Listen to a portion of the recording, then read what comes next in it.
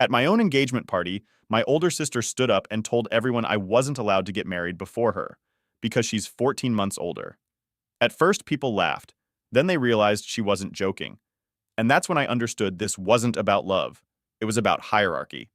You can't get married before me. Madison didn't whisper it. She didn't pull me aside. She said it loud enough for the entire patio to hear. The champagne glasses had just clinked. Claire's parents were still hugging my mom. Someone had started a playlist we'd spent 2 weeks arguing over. It was supposed to be a celebration, my engagement party. And my older sister, by 14 months, which she has never let anyone forget, was standing near the cake table with a half smile that didn't reach her eyes. I'm older, she added, like that settled the issue. A few people laughed. They thought it was a joke. I did too, for about 3 seconds. Then I saw her face. She wasn't joking. Claire squeezed my hand under the table. Subtle, calm, observant. Madison stepped closer. You can't get married before me. That's not how this works. That's not how this works. Like life was a waiting room and she'd taken a number first. I forced a small smile. What are you talking about? She tilted her head. I'm the older sister. You can't just skip ahead. Skip ahead. I heard our cousin chuckle awkwardly. My dad cleared his throat. My mom gave Madison the look she's been giving her since we were kids, half warning, half please don't do this right now. Claire's father leaned toward me and murmured, Is she serious? I didn't answer, because I was trying to decide the same thing. Madison set her champagne down harder than necessary. You could at least wait until I'm engaged, she said. There it was. Not a joke. A condition. I didn't know there was a line, I replied, keeping my voice even. There is, she said. It's common courtesy. Common courtesy. The phrase she uses whenever she's about to claim authority she doesn't actually have. Claire stepped in then gently. We're just excited, she said. We weren't trying to— I'm not blaming you, Madison cut in quickly. I'm talking to my brother. The way she said brother made it sound like I was 12 and had borrowed her jacket without asking. People were watching now. My aunt pretended to rearrange plates. My cousin suddenly found her phone fascinating. I felt that old, familiar tension creep into my shoulders. Madison has always needed to be first. First to drive, first to move out, first to bring someone serious home. When I got my first job offer out of college, she told me it was cute I was trying corporate life before she figured out her path. When I bought my first apartment, she said I was rushing adulthood. Everything in her life is a sequence, and she believes she sets it. I'm not postponing my wedding because you're single, I said quietly. I'm not single, she snapped. I'm dating. For 8 months, I said before I could stop myself. Her eyes sharpened. That's long enough. For what? For you to not bulldoze me. Bulldoze. The word hung in the air like smoke. I proposed, I said. That's not bulldozing. You proposed before I had the chance to, she replied. There it was again. The timeline is territory. My dad stepped forward. Mads, maybe this isn't the time. It is the time, she insisted. Because if they set a date before I'm engaged, it's humiliating. Humiliating. Now we were in new territory. How is it humiliating? Claire asked gently. Madison's jaw tightened. Because people will talk. About what? I asked. That I'm older and still not married. The honesty surprised me. For a second, the edge dropped and something raw showed through. But it lasted only a second. Instead of admitting insecurity, she doubled down. It's just wrong. Younger siblings don't get married first. I almost laughed. You're 14 months older. That's still older. The absurdity of it almost saved the moment. Almost. But she wasn't smiling. She was building a case. You could at least push your date back, she continued. Give me time. We don't even have a date yet, Claire said carefully. Madison's eyes flicked toward her. Well then, that makes it easy. There it was. The demand, subtle, wrapped in logic. But still a demand. My mom stepped in, her voice strained. Madison, honey, let's not make tonight about this. I'm not making it about this, she replied quickly. I'm just asking for basic respect. Basic respect. That phrase again. Growing up, Madison always framed her wants as moral obligations. When she wanted the bigger bedroom, it was because she needed space for her creativity. When she wanted the car on weekends, it was because she had more social commitments. When I objected, I was selfish, and our parents, exhausted by her intensity, usually compromised in her favor. It wasn't malicious. It was easier. Claire leaned closer to me. Do you want to step away? She whispered. Part of me did. The other part knew stepping away would look like concession, and I was tired of conceding things I didn't owe. Madison, I said calmly, we're not scheduling our life around your dating timeline. Her face changed, subtle at first, then visibly. So that's it? She asked. You're just going to do whatever you want? Yes, I said, because what else was there to say? She let out a sharp breath. You've always done this. Done what? Pretended you're neutral while pushing ahead? That one stung. Because in her mind, my calmness is aggression. My lack of drama is strategy. You're making this dramatic, I said quietly. No, she snapped. You are. The patio felt smaller. Voices had dropped. The music kept playing, absurdly upbeat. Claire's mother attempted to restart conversation near the grill. No one was listening. You could just wait, Madison insisted. Is that so hard? Yes, I said. The word came out cleaner than I expected. She blinked. You're unbelievable. No, I replied. I'm engaged. That line landed harder than I meant it to. She stared at me for a long moment. Then she picked up her champagne and said loudly, Congratulations. In a tone that carried nothing resembling celebration, she walked inside. The party resumed, slowly. But something had shifted. Claire touched my arm. That's not over, she said softly. I knew, because this wasn't about the party. It was about hierarchy. And for the first time in our adult lives, I had publicly refused to recognize hers. Madison didn't leave the party. She stayed, which somehow made it worse. If she'd stormed out, people could have written it off as a flare-up. A bad moment, champagne and insecurity. Instead, she moved through the rest of the night smiling too brightly, hugging Claire's aunt, laughing a little too loudly at jokes that weren't funny. Every time I looked over, she was watching us. Not constantly, just enough. Claire noticed too. She's not done, she said quietly, while we stood near the fire pit. I know. Do you think she'll actually ask you to change the date? She already did. Claire exhaled slowly. Your parents will try to smooth this over. That's what they do. And they did. The next morning, my mom called. Her voice had that careful tone she uses when she's about to frame someone else's behavior in the most generous way possible. Madison was just caught off guard, she began. She's 32, I said, not 13. She's sensitive about timelines. Timelines, like we were tracking Olympic qualifiers. She's had a rough year, my mom continued, and seeing you move forward so quickly. Quickly? I repeated. Claire and I have been together 3 years. That's not what I mean, she said gently. You know how your sister is. Yes, I do. And that was exactly the problem. You could consider waiting, she added carefully. There it was, the soft pressure. Mom, I said, are you asking me to delay my wedding so Madison feels first? A pause. I'm asking you to think about family harmony. Family harmony. Another phrase that always means compromise from the quieter one. And what is she compromising? I asked. She's not asking you to cancel, my mom said quickly, just to give her a little time. Time for what? A proposal she hadn't received? A boyfriend who hadn't mentioned marriage once? Or just time to emotionally prepare for not being first? After we hung up, I sat there staring at my phone. This wasn't new. When we were kids, Madison cried the first time I beat her at a math competition. Dad told me privately he was proud of me. Then he told me publicly not to rub it in. I hadn't rubbed anything in. I had just won. When I bought my apartment at 26, Madison told everyone at dinner that I was lucky the market had dipped. When she didn't get into the grad program she wanted, she implied I had connections I didn't deserve. It wasn't open hostility, it was adjustment. Anytime I advanced, she reframed it so it didn't count as a head. Claire walked into the kitchen and leaned against the counter. Your mom? She asked. Yeah. Let me guess. Harmony. I gave her a look. She smiled slightly. I've known your sister since college. She doesn't want to get married. She wants to win. That sentence landed with uncomfortable accuracy. Madison doesn't talk about partnership. She talks about milestones, photos, events, comparisons. Later that week, Madison texted me. Not a family group chat message, just directly. We need to talk. I knew what that meant. We met at a coffee shop near her apartment, neutral ground. She arrived 10 minutes late, no apology, just a long sigh as she sat down. You embarrassed me, she began. I almost laughed. At my engagement party? You made me look irrational. You handled that part yourself. Her jaw tightened. I was trying to be honest. Honest would have been saying you felt insecure, I said calmly, not declaring a rule. She folded her arms.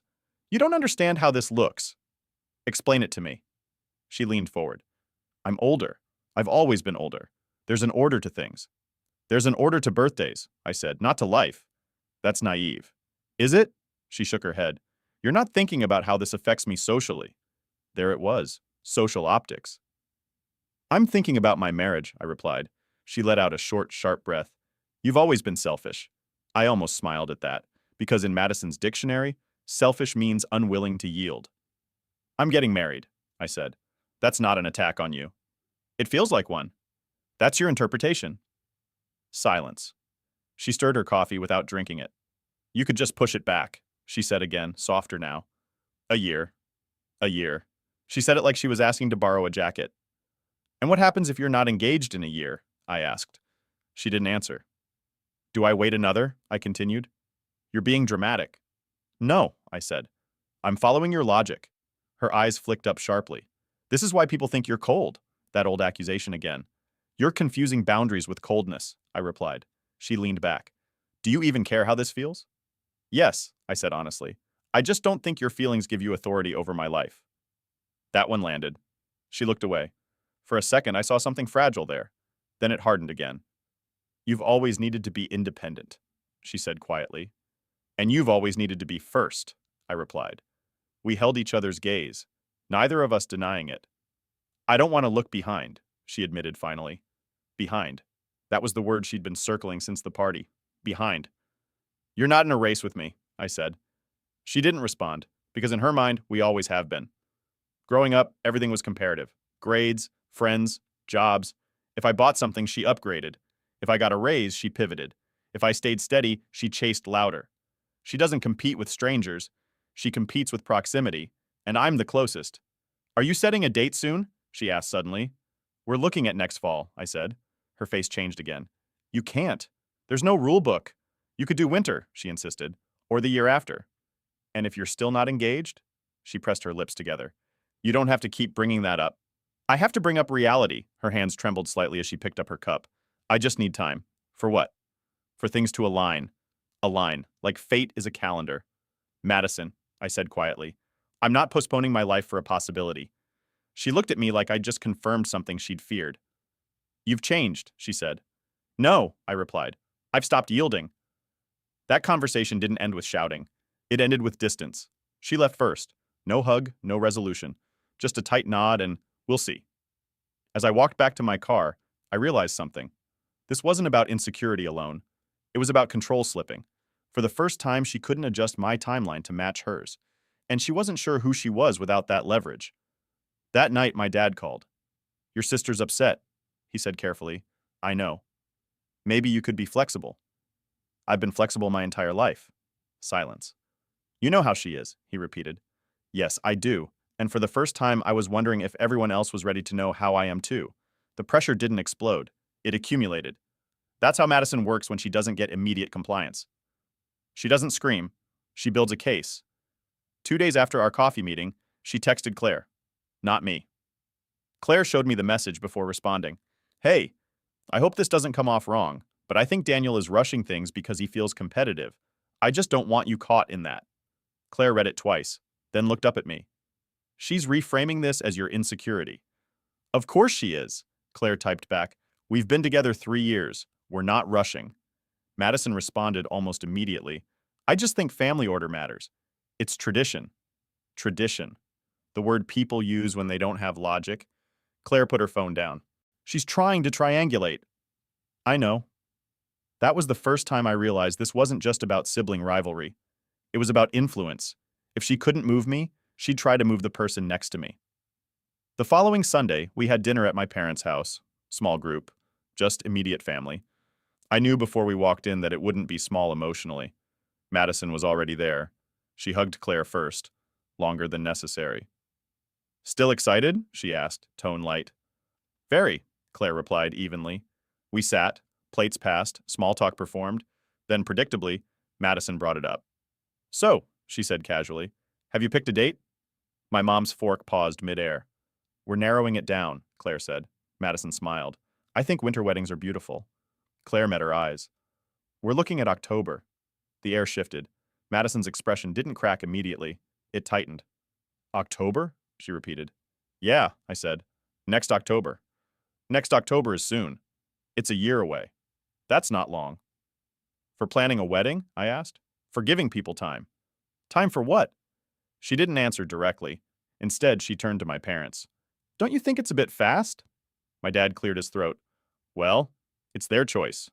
That was new, not endorsement, but not pressure either. Madison's eyes narrowed slightly. So, if I get engaged in the next few months, she said carefully, you're not even going to consider adjusting? No, I said. She blinked.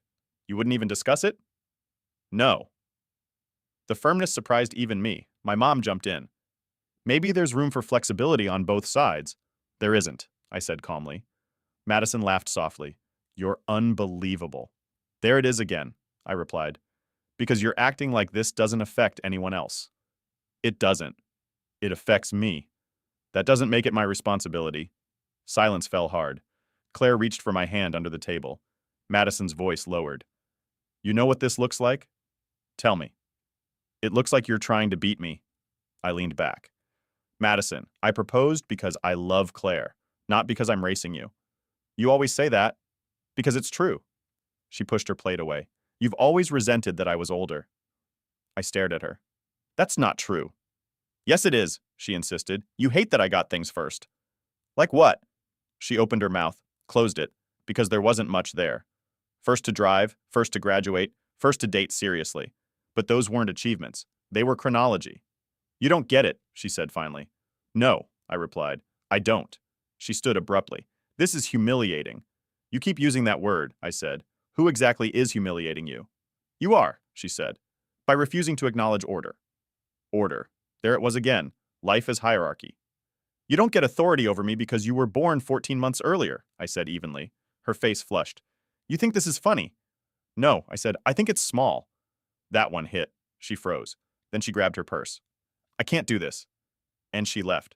The door closed harder than necessary. My mom looked exhausted. This didn't have to escalate, she said quietly. It didn't, I replied. But you could soften a little. Why am I the one softening? I asked. No one answered, because everyone knew the pattern. Later that night, Claire and I sat on our couch in silence. She's not going to stop, Claire said. I know. She's going to keep pushing until she feels like she won. That word. Won. It felt accurate. Not malicious, but competitive. Claire turned toward me. What do you want? It was such a simple question, but no one had asked it yet. I want to not negotiate my own wedding, I said. Then don't. I looked at her. You're okay with tension? She smiled slightly. I'm not marrying your sister. That made me laugh for the first time in days. The next week, Madison sent a family group message. I think it would be really healthy for everyone if Daniel reconsidered the October date, just out of respect. Respect. There it was again. This time I didn't respond immediately. I waited. Dad replied first. They've chosen October. Mom added a heart emoji. Madison typed. So that's final? I finally wrote, yes. The typing bubble appeared. Stopped. Appeared again. You're making a mistake. Why? Because I won't forget this. That was the first time it sounded like a threat. Not dramatic, just cold. I stared at the message, and something clicked. This wasn't about insecurity anymore. It was about leverage. She believed access to her approval was currency, that withholding it would move me. And for years, it had. I called Claire into the room. She just said she won't forget this. Claire read it, then looked up. Do you want to move the date? No. Then don't. Simple, clear. That night, we looked at the calendar again. October felt close, but not rushed. Then Claire said something unexpected. What if we moved it earlier? I blinked. What? Not to spite her, she clarified quickly, but because if we're ready, why wait? I considered that. We'd originally chosen October for convenience. Venue availability, weather, not symbolism. What are you thinking? I asked. Late summer, she said. August. 2 months earlier. Not 15, not dramatic, just sooner. The idea didn't feel vengeful. It felt decisive, not reactive, proactive. I don't want it to look like retaliation, I said. It won't, she replied. It'll look like confidence. That word lingered. Confidence. Not rebellion, not competition, just certainty. We emailed the venue the next morning. August was available. I didn't tell Madison immediately, not because I was hiding it, because I didn't owe her pre-approval. The official save the dates would go out in a few weeks, and when they did, they would simply state a fact. We were getting married, on our timeline. not hers. We didn't announce the date change dramatically. There was no group message, no speech. We simply finalized it. August 24th. 2 months earlier than originally discussed. 14 months and 10 days before Madison would turn 34, which I only noticed because the symmetry would have amused her. Save the dates went out 3 weeks later. Cream cardstock, minimal design, just our names and the date. Claire insisted on mailing Madison's directly, not hand-delivering it. No performance, she said, just information. The envelope reached her on a Tuesday. I know because she called at 7:12 p.m. I stared at my phone before answering. Claire watched my face carefully. Hi, I said. You moved it earlier. Not a question. Yes. To August. Yes. A pause. You did that on purpose. No, I replied calmly. We did it because it works for us. You moved it forward after I asked you to wait. Yes. Her breathing sharpened. So this is retaliation. No, this is refusal. Silence. Then, you're trying to embarrass me. There it was again. That word. Madison, I said, you are not the center of our wedding. That's exactly the problem, she shot back. I almost smiled at the honesty. You don't even see how cruel this is. Cruel? I repeated. You could have just left it in October. And you could have just congratulated us. Her voice rose slightly. You always twist things. I'm not twisting anything. You moved it earlier after I asked for time. Yes, I said evenly. Because I'm done negotiating. Silence. Heavy. Then, I can't believe you do this to me. To you, I repeated quietly. She didn't respond to that. Instead, she shifted tone. You know people are going to talk. About what? That I'm still not engaged. That's not my narrative to manage. Another pause. Then the line that told me everything. You're supposed to care how this affects me. I care about you, I said. I don't care about your hierarchy. Her voice cracked slightly. So I just don't matter? You matter, I replied. You just don't control me. That ended the call. No goodbye, just the hollow click of disconnect. Claire stepped closer. How bad? She thinks we're humiliating her. Claire nodded slowly. She's humiliated because she can't control it. That felt right. The fallout wasn't explosive. It was colder. Madison stopped responding in the family group chat, skipped Sunday dinner, ignored Claire's neutral attempt at checking in. Then 2 weeks later, she showed up at my parents' house unannounced, while Claire and I were there reviewing guest lists. No warning. She walked in like she had something to reclaim. I need to say something, she said. My parents froze. Claire closed her laptop slowly. Madison stood in the middle of the living room like she was about to deliver a verdict. I think what you're doing is selfish, she said. I didn't stand. I didn't match her volume. How? By refusing to acknowledge family structure. There is no structure, I replied. There is, she insisted. You just don't respect it. What structure? I asked calmly. Birth order? Yes. The room went very quiet. My dad spoke first. Madison? But she kept going. I've always been the older one. I've always set the pace. That's not how adulthood works, I said. It does in this family. There it was. Not tradition, not culture, not society, just control. In this family, she repeated. Claire spoke then, soft but clear. We're not asking permission to get married. Madison turned toward her sharply. I'm not talking to you. You're affecting me, Claire replied evenly. That startled her. For a moment, she didn't have a response. She wasn't used to Claire pushing back. She was used to me absorbing. You're tearing this family apart, she said finally. No, I said. I'm getting married. The simplicity of that seemed to frustrate her more than anything. You could have waited, she said again. And if you're not engaged by next year? I asked. She didn't answer. 2 years? I continued. Still nothing. How long do I pause my life? Her silence was the loudest part of the evening, because she didn't have a timeline. She had a feeling, and she believed the feeling deserved obedience. You're making me look behind, she said quietly. Behind. There it was again. I'm not ahead of you, I replied. We're just on different paths. That's easy for you to say. Because it's true. She looked at my parents, waiting for them to intervene, to soften me, to redirect. They didn't, not this time. My mom spoke gently. Madison, sweetheart, Daniel doesn't owe you delay. It wasn't a condemnation, but it wasn't a defense either. Madison blinked. That was new. You're choosing him, she said quietly. No, my dad replied. We're choosing fairness. The room felt different, not explosive, not victorious, just balanced. Madison looked smaller for a second, not defeated, just exposed. You've changed, she said to me. No, I replied. I've stopped yielding. the same words as before. But this time, in front of everyone. She swallowed. Then she did something unexpected. She didn't scream. She didn't storm out. She nodded once, tight, and left.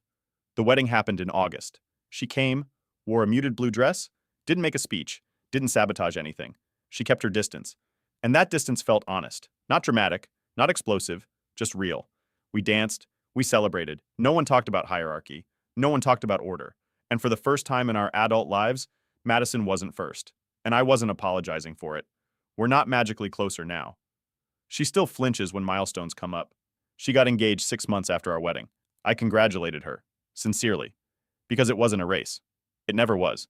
Some people confuse being older with being entitled. They mistake chronology for authority. But adulthood isn't a queue. It's not a ladder. It's not a hierarchy. It's a series of choices. And for the first time, I made mine without asking permission. She believed birth order meant authority. I believed adulthood meant autonomy. If you were in my position, would you have waited?